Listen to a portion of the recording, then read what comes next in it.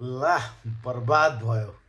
भूपेन्द्रलाई छाडेर भुन्टीले पहिला नै आफूलाई हेर्न आएको केटालाई हात दिँदाखेरि टुप्लुक्क भेटे भूपेन्द्रका दाइ र भाउजूले। कस्तो विडम्बना, कस्तो अचम्म!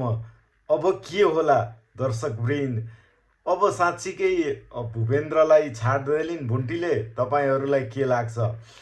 अहिले भुन्टीका त्यो पहिला हेर्न आएको केटाले भुन्टीलाई अब त तिमी पनि भूपेन्द्रसित विवाह गरेर खुसी रहन्छौ, म पनि अहिलेसम्म विवाह गरेको छैन, तिमी खुसी नभएका कारण तिमीले मलाई साथ दिनुपर्छ भनेर उनी बिलौना गरिरहेका थिए। त्यसै क्रममा उनले भुन्टीलाई हात दिएका थिए। भुन्टीले हात समाएकी थिइन्।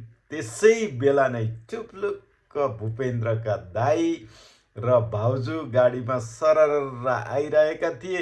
उक्त समयमा टुप्लुक्क भेटिँदा भुन्टीलाई पर्नु आपत पर्यो। यस्तो अवस्था पनि आउँदो रहेछ। भूपेन्द्रका लागि भनेर जिन्दगी समर्पित गरेकी भुन्टीलाई अहिले पर्नु पीर परेको छ।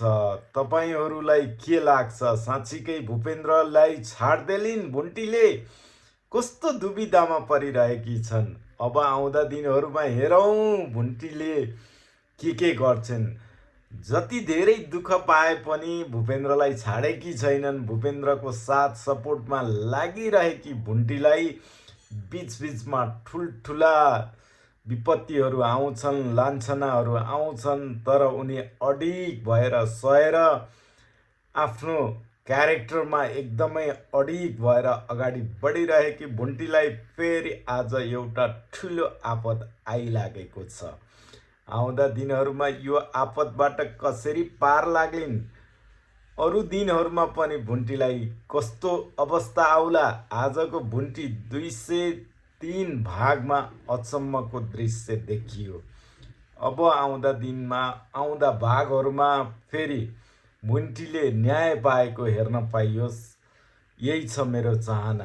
तपाईँहरूको कस्तो छ चाहना? कृपया कमेन्ट गर्नुहोला। फेरि अर्को अपडेटका साथ उपस्थित हुनेछौँ। आजलाई नमस्कार।